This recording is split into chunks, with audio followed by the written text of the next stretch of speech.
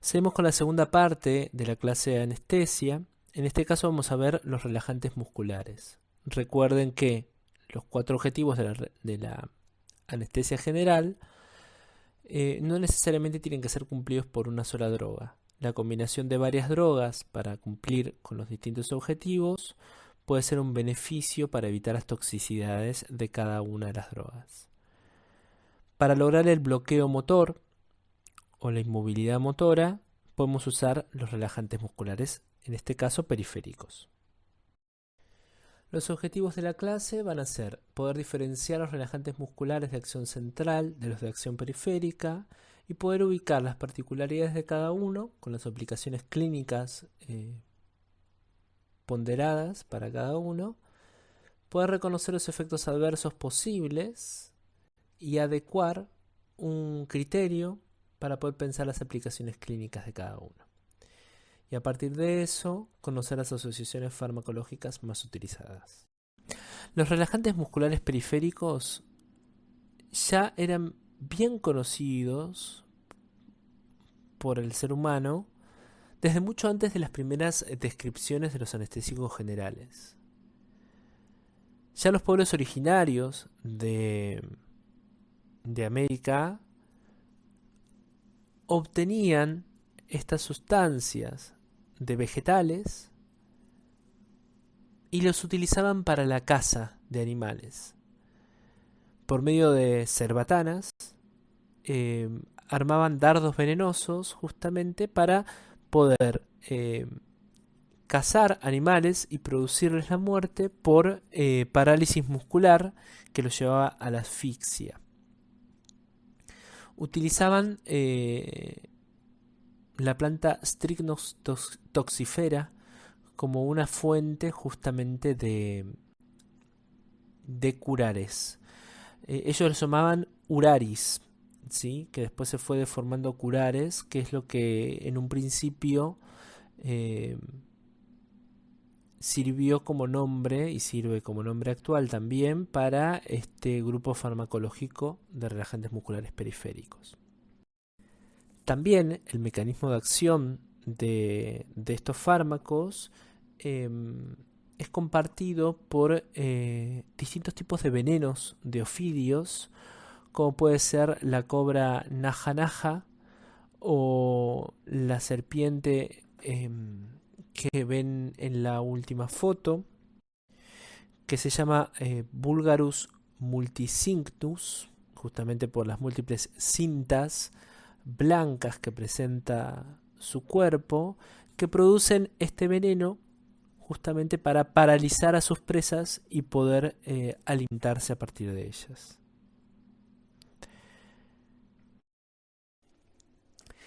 El mecanismo de acción de los curares o relajantes musculares periféricos es la interacción con los receptores nicotínicos de la acetilcolina. Puntualmente el músculo presenta una sola isoforma muy particular de receptores nicotínicos. Recuerden que los receptores nicotínicos son receptores ligados a canales iónicos. La unión con la acetilcolina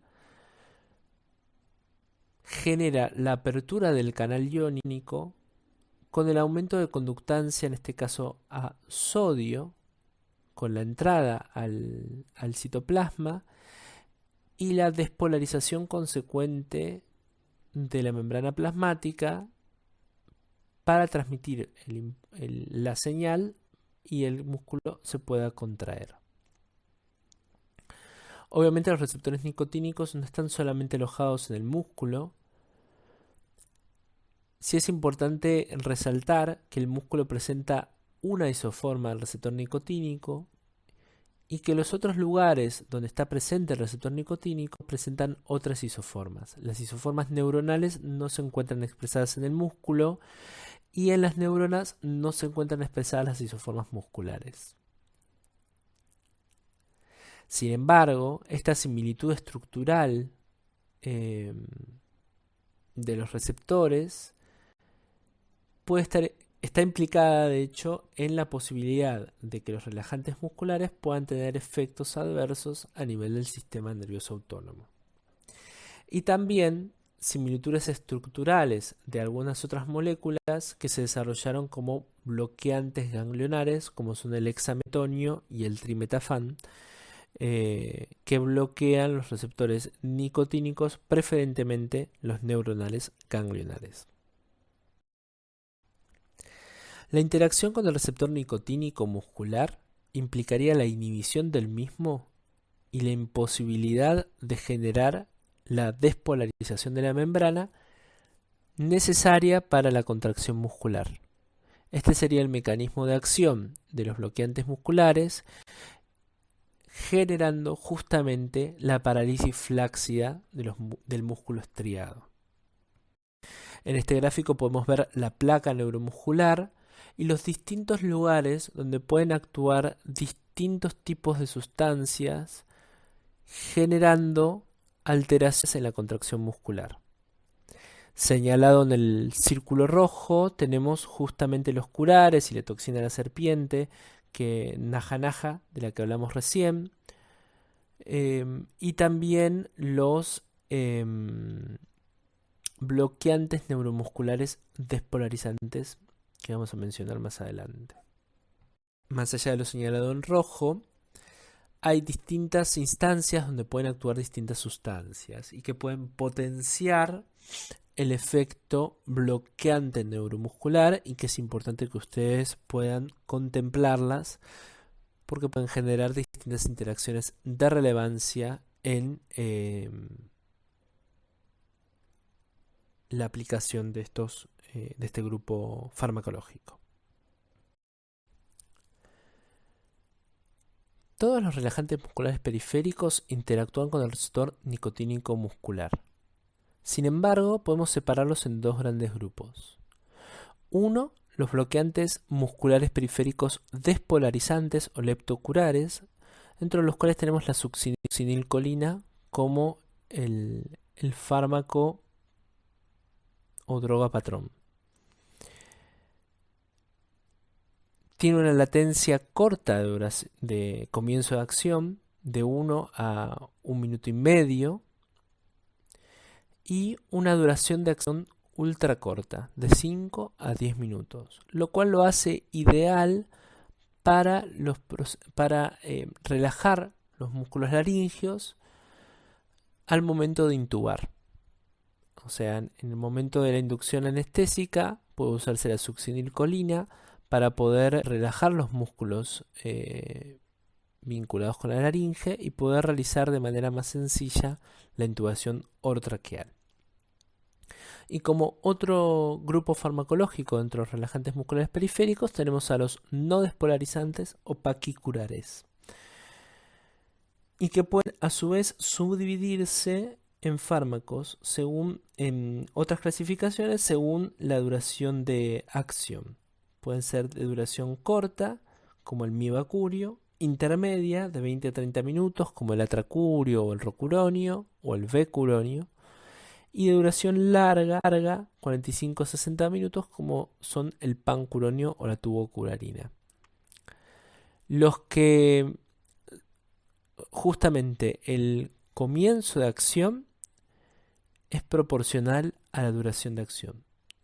La duración de acción corta es correlativa con un comienzo de acción precoz, y los de larga duración suelen tener un retraso en el comienzo de acción.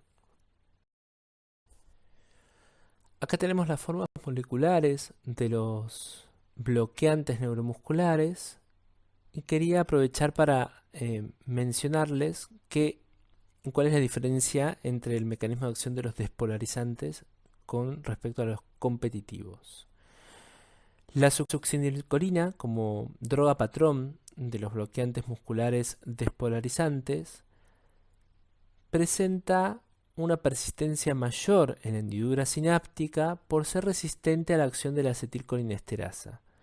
Esto lleva a que el receptor nicotínico genere una despolarización más duradera, que lleva a la desensibilización. o sea, los receptores nicotínicos se desensibilizan y no pueden volver a activarse porque requieren la repolarización de la membrana. Y esto no sucedería por la acción sostenida de la succinilcolina a este nivel.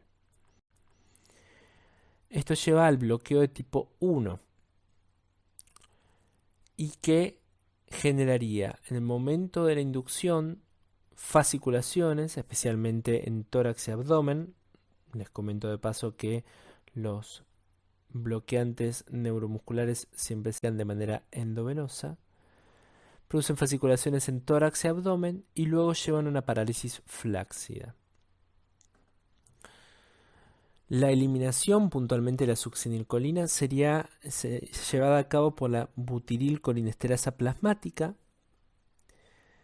y que en algunos pacientes que tienen mutaciones en esta enzima podrían prolongar la parálisis. La succinilcolina se usa mucho para intubación orotraqueal. En esta misma filmina podemos ver las estructuras moleculares de otros bloqueantes neuromusculares competitivos, como puede ser el atracurio, que es una buena opción para la insuficiencia renal, justamente por poder presentar esta eliminación de Hoffmann, que es una reacción no enzimática que se da a nivel plasmático. La contra que tienen es que tiene una mayor liberación de histamina. Si bien pueden ser clasificados por la latencia de acción y la duración de acción, también pueden clasificarse los fármacos bloqueantes neuromusculares por sus características químicas. En realidad no tiene mucho sentido como aprender o memorizar cuáles son las diferencias químicas, sino que quizás la caracterización dentro de un grupo da idea de diferencias relevantes en la clínica. Por ejemplo, los aminoesteroides tienen una farmacocinética diferencial y son hidrolizados por el hígado y que pueden generar metabolitos activos. A su vez, generan una menor liberación de histamina. La contra que pueden llegar a tener es que, por ejemplo, el pancuronio puede producir taquicardia por un efecto vagolítico, cosa que no sucede con el becuronio o el rocuronio. Al administrar los bloqueantes neuromusculares, se va a observar una parálisis que sigue un cierto orden.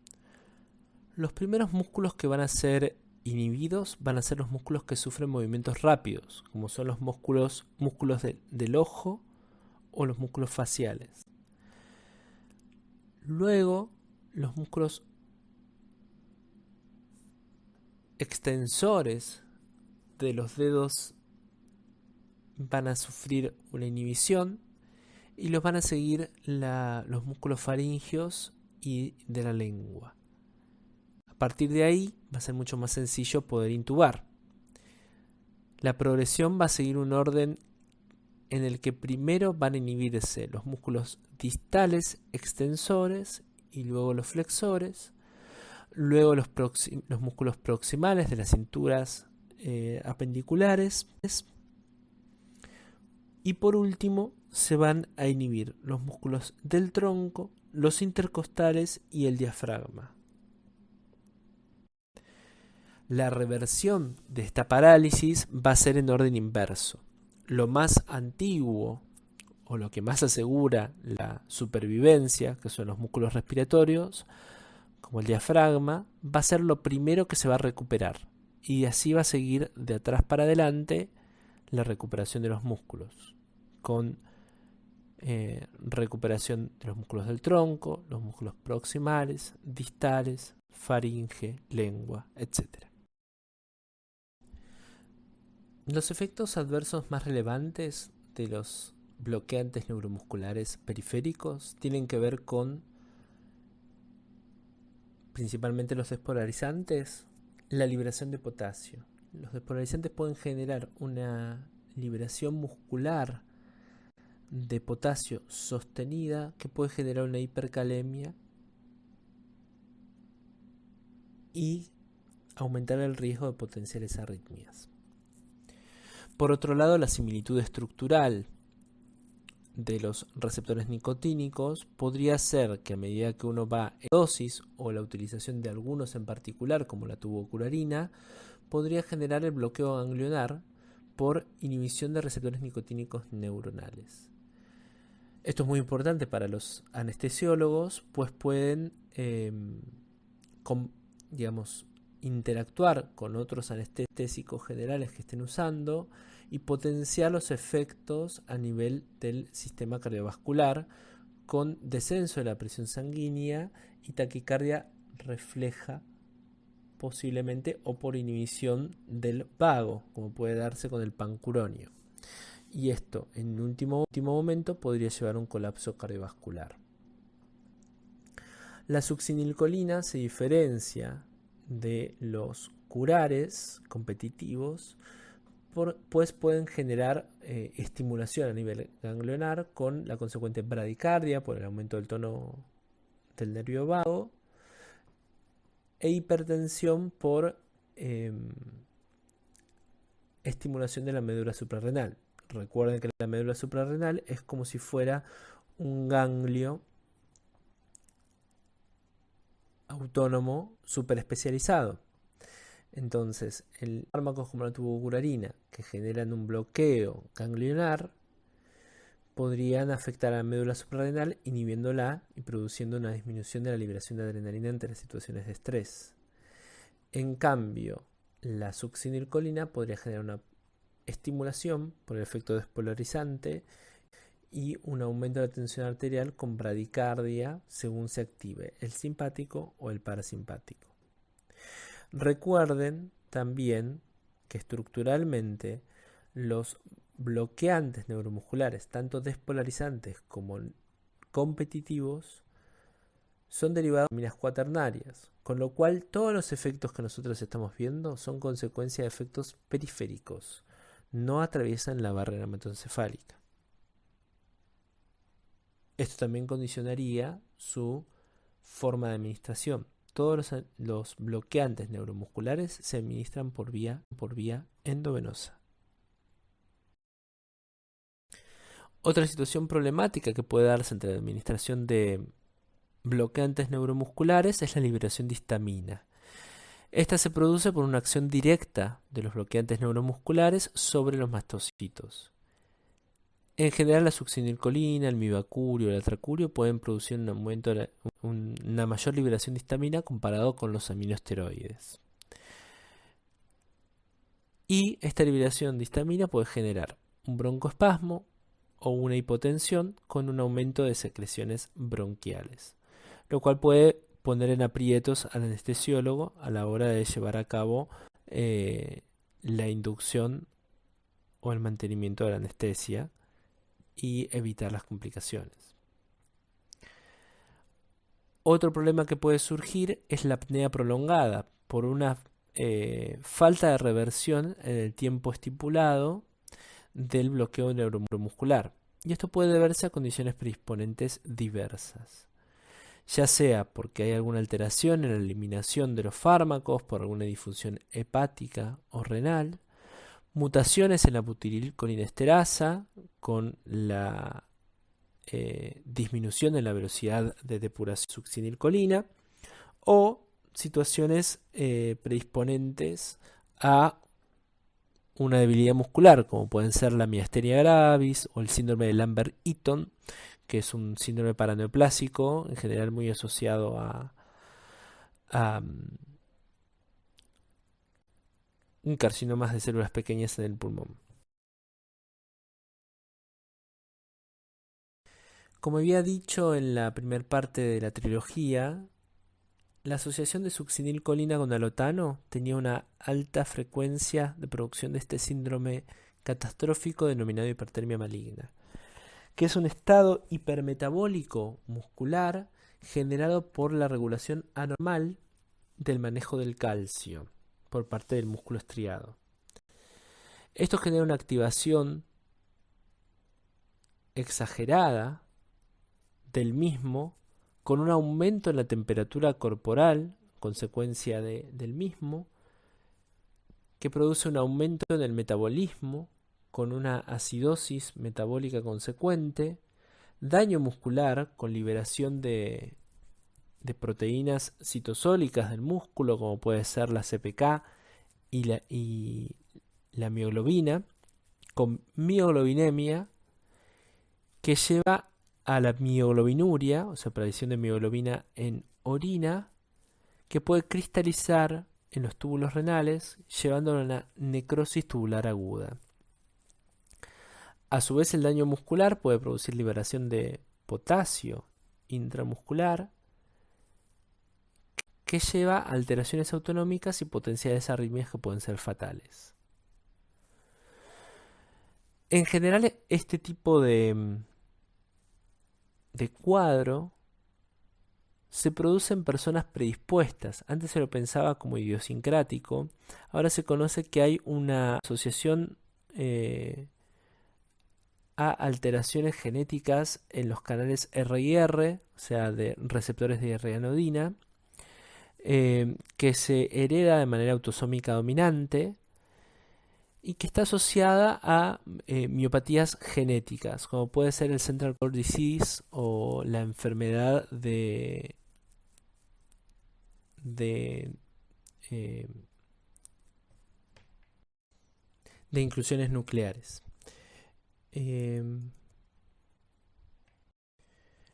La mortalidad es muy elevada, tiene una incidencia de 1 en 50.000 en adultos y 1 en 15.000 en niños. El tratamiento de esta situación catastrófica es con una medicación en particular, que es el dantroleno, que es un relajante muscular periférico también, pero que actúa bloqueando el receptor de rianodina, o sea, bloquea los canales de calcio R y R que se encargan justamente, que están mutados en esta situación particular, que generan aparentemente la fisiopatogenia de este efecto adverso, y que se encargan del acoplamiento de la liberación de calcio desde el retículo sarcoplásmico por la entrada de calcio en el músculo. La administración del dantroleno es por vía endovenosa y presenta una metabolización hepática. El principal efecto adverso de la administración del dantroleno es la hepatotoxicidad, justamente. Aparte de la administración de este fármaco como rescate, se debe utilizar medidas de sostén hemodinámico por si el paciente presenta alguna arritmia o alguna alteración en la perfusión de los tejidos, y medios físicos para el descenso de la temperatura. Lógicamente, como es hipertermia y el mecanismo del aumento de la temperatura corporal es por el aumento del metabolismo muscular y no por un mecanismo central, no sirven los antiinflamatorios no esteroideos para controlar el aumento de la temperatura. Les dejo este cuadro que caracteriza justamente distintos síndromes que presentan un aumento de la temperatura corporal por mecanismos no febriles, ¿sí? Son todos síndromes catastróficos. La hipertermia maligna es un síndrome catastrófico bien caracterizado en la anestesia. Y después tenemos el síndrome neuroléptico maligno y el síndrome de serotonina o serotoninérgico, que se da por el uso de otros fármacos que veremos más adelante. Si bien la reversión del bloqueo se da por degradación y eliminación de los bloqueantes neuromusculares, algunos anestesiólogos eligen revertir de manera farmacológica el bloqueo realizado por bloqueantes neuromusculares competitivos con la administración de agonistas indirectos como la neostigmina y el edrofonio. Recuerden que la neostigmina es un agonista indirecto cuyo mecanismo de acción es la inhibición de la acetilcolinesterasa con el aumento de la acetilcolina en la hendidura sináptica, y que justamente competiría con los curares propiamente dichos.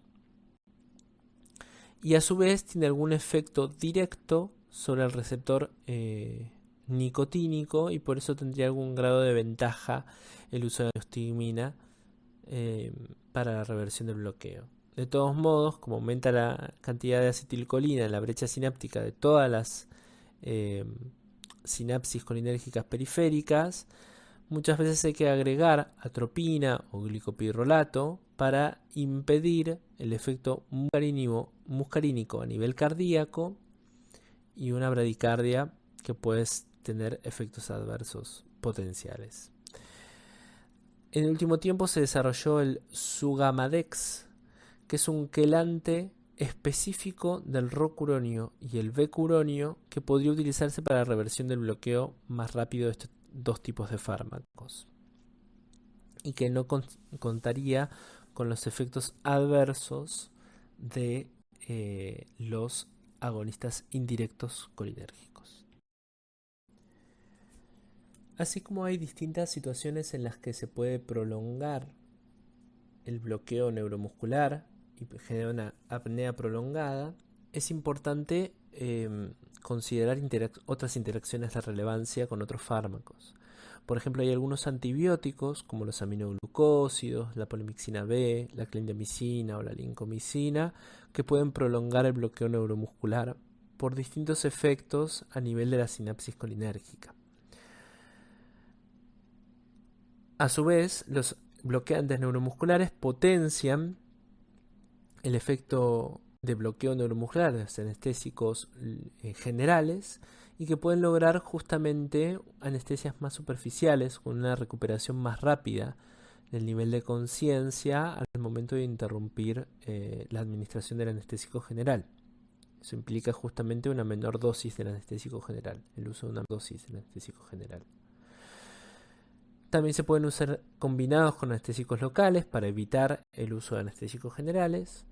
Y hay otros fármacos que pueden también generar mayor bloqueo neuromuscular, como son los bloqueantes cálcicos. Los fármacos mencionados previamente eran relajantes musculares periféricos. También hay fármacos que actúan regulando el tono muscular central, produciendo relajación. Dentro de ellos podemos mencionar a las benzodiazepinas, que son fármacos que se encargan de regular alostéricamente a los receptores GABA-A, produciendo un aumento en la frecuencia de la apertura del canal de cloro asociado ante la presencia de el neurotransmisor GABA, que generarían, entre otros efectos farmacológicos, la relajación muscular, y como exponente mejor del efecto miorelajante está el diazepam, y fármacos no benzodiazepínicos que tienen bien caracterizado el mecanismo de acción, como puede ser el baclofeno, que es un agonista de receptores GABA-B, que generarían hiperpolarización por cerrar los conductos de calcio presinápticos, incrementar la conductancia de potasio postsináptico e inhibir la entrada de calcio postsináptica. Tiene un efecto muy similar al diazepam, con una eficacia equiparable y una menor sedación. No disminuiría la fuerza global. Y la tizanidina sería un agonista adrenérgico alfa 2, similar a la clonidina, que recordarán de la clase de adrenérgicos, que va a tener efectos relajantes musculares no bien dilucidados. Todavía no se entiende muy bien cómo tienen el efecto central o sea, cómo generan los efectos particulares los agonistas alfa 2. La tizanidina generaría somnolencia, hipotensión, serostomía, astenia y podría tener hepatotoxicidad como efectos adversos. Estos fármacos mencionados hasta acá son los que mejor control tienen de los espasmos musculares. O sea que son fármacos indicados en trastornos neurológicos que podrían cursar con un aumento del tono muscular de ciertos grupos musculares,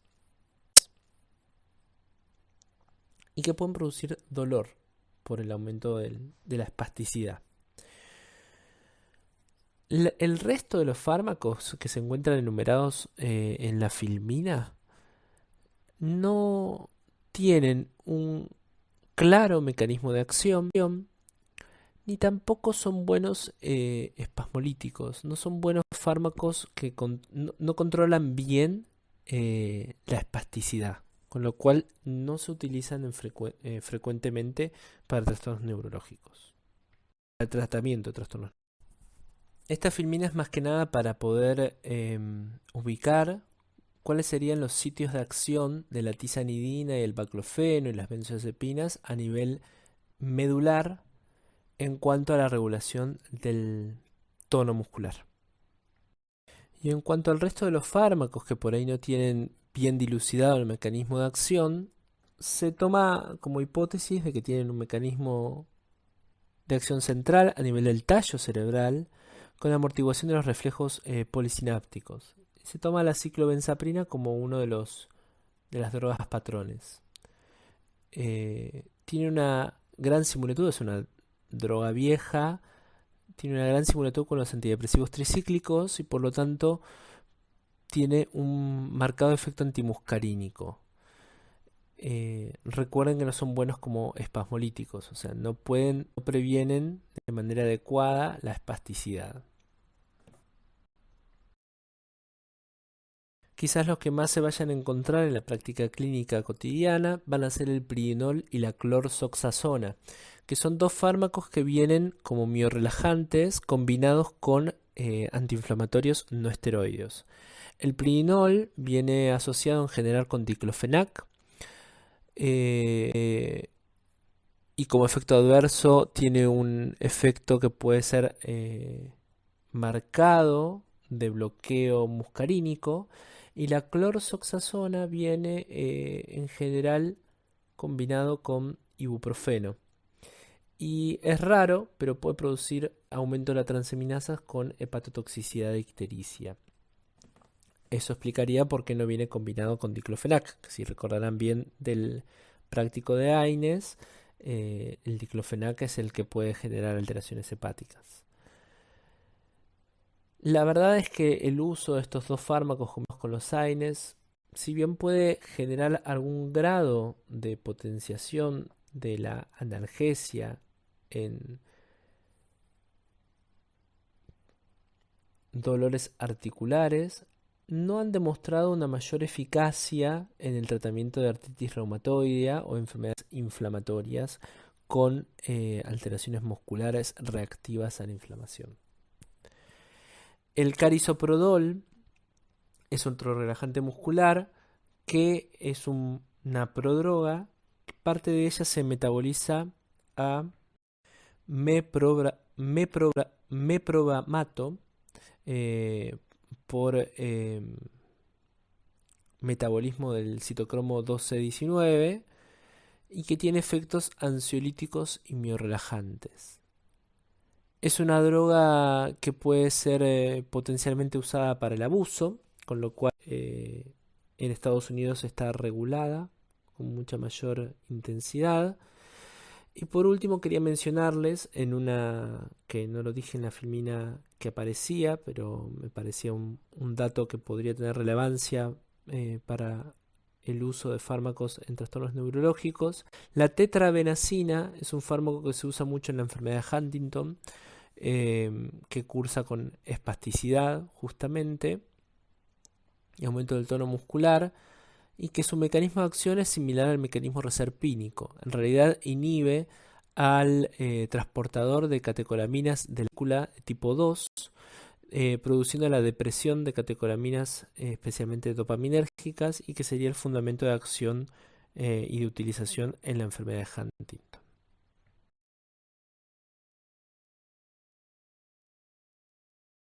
Pasamos a la tercera y última parte de esta clase.